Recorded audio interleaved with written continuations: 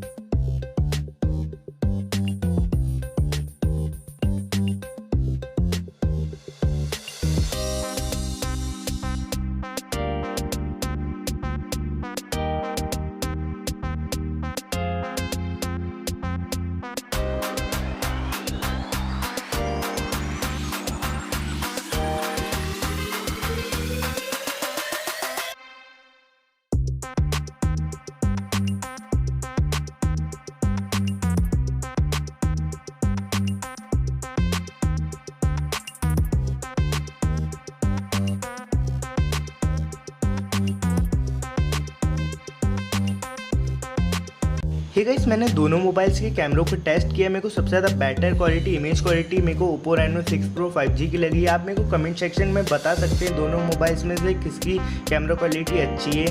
Next video में फिर मिलेंगे, जब तक के लिए गुड बाय।